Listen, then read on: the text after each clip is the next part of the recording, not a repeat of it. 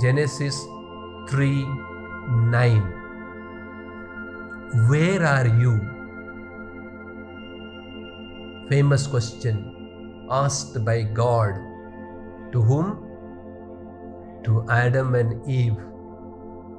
Where are you? God asks Adam and Eve while they were hiding themselves from the presence of God among the beautiful trees in the Garden of Eden. They were hiding behind the trees.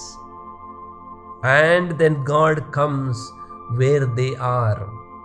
Adam answered them that he was hiding because he was naked and he was afraid of the sound of God. Every day he enjoyed the footsteps of God. God was walking in the Garden of Eden. Here now he is afraid, even the sound of the footsteps of God. Where are you? Maybe God is asking us in our spiritual life, calling by name and asking, where are you? Where are you in your religious life? Where are you in your spiritual life? Where are you in your pilgrimage of love? Where are you in the journey of love? The second question could be from the 1 Kings chapter 3 verse 5. 1 Kings chapter 3 verse 5. What would you like me to give to you? What would you like me to give you? God asked Solomon at Gibeon. At Gibeon, the Lord appeared to Solomon in a dream by night. At night, God is appearing him in a dream. And God said, ask what I should give you. And you know, Solomon prayed for a discerning wisdom. The wisdom to look after God's children. The wisdom to know and to lead the people of God. And that was what Solomon asked God to give. Next question should ring in our mind is from Mark chapter 5 verse 30. Mark 5 verse 30. Who touched my clothes? Who touched my garments? Jesus asked the woman who was suffering from the hemorrhage for 12 years. 12 long years that woman was suffering from the hemorrhage. And when she touched the fringe of the cloak or rather garments, she was healed. But the woman, knowing what has happened to her, in fear and trembling, fell before Jesus and told him the whole truth. Jesus knew that who touched my garments, who touched my clothes. And then she realizes what happened to her and she tells the whole story, what has happened. The next question to ring in our mind is from Mark chapter 10 verse 51. Mark chapter 10 verse 51. What do you want me to do for you? What do you want me to do for you? Jesus asked the beggar, the blind beggar named as Bartimaeus. The blind beggar expressed that in his deep faith and desire to see again. I want to see the reality, see the presence of God, see the journey of love. see the pilgrimage of love that God has undertaken. And therefore, it is not that we are doing the pilgrimage of love. It is not that we are doing the journey of love. It is God who comes to us and says, He is undertaking the journey of love. It is God who undertakes the pilgrimage of love with us. And this is what we need to remember in ourselves. So therefore, this is the question which is to ring in our mind.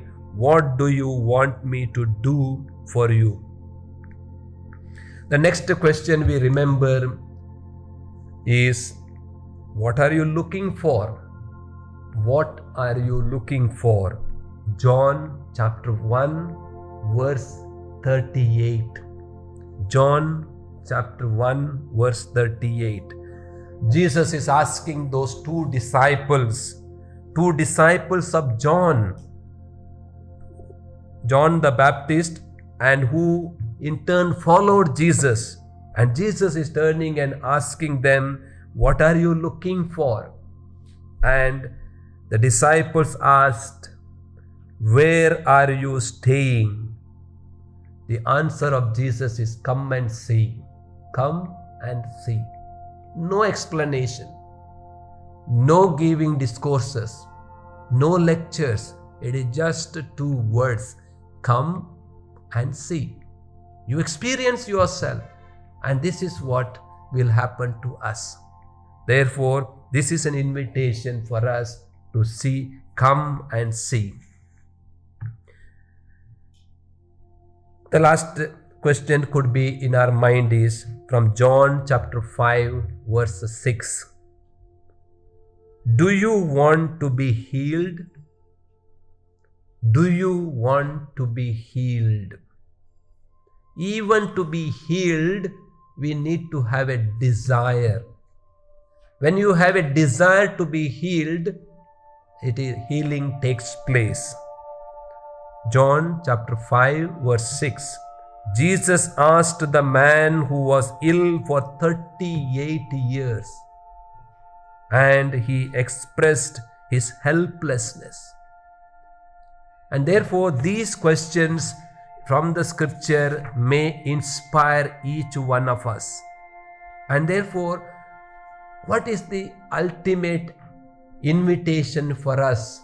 My dear sisters, this is the beginning of our retreat, the starting point of our retreat.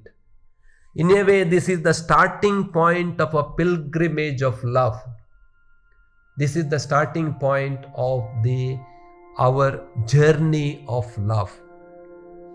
And this experience, whatever is experience or called, we are talking about God experience. When we talk about God experience, God is experienced in the level of our living. God can be experienced only in the level of our living. And God in a way reaches to us where we are.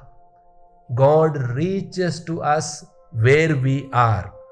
And therefore, it is in a way is the sacred point of our meeting with the divine. Because God reaches to us and we in a way respond or at least remain where we are. God comes. Therefore, it is a sacred point of contact with God. And therefore, let us respect this.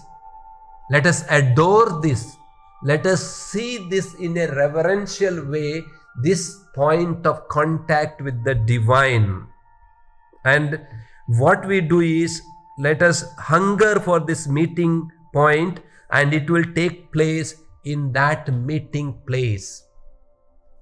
And therefore, in a way, what are these events? These events are of our life, and life experiences take place in the human heart.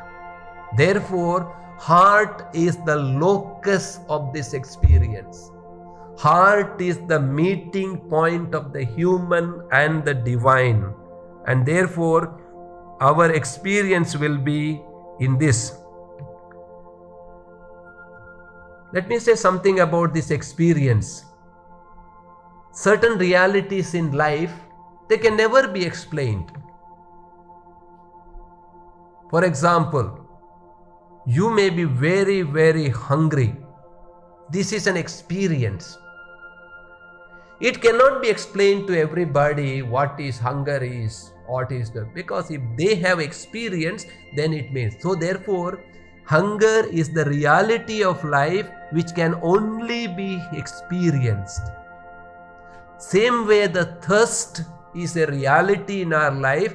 Thirst can be only, it can be experienced, but it cannot be explained to, even you cannot write or whom, nothing can be done.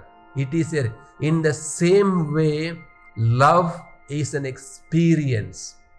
Love is an experience, only it can be experienced. It cannot be explained.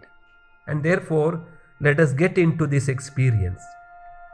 Today, let us ask the Lord to give us that grace to enter into this mystery, the mystery of the experiencing God in ourselves, not outside.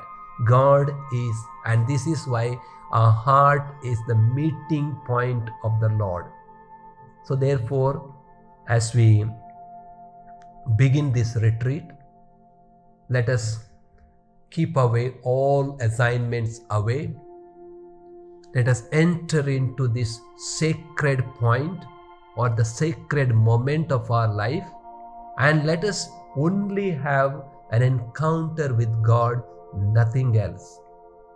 It's only an experience with the divine, experience with the God, nothing else. Therefore, today, let us prepare ourselves and express our readiness to hand over ourselves to God, to place ourselves in the hands of God and say, Lord, you lead me. You lead me in this journey of love.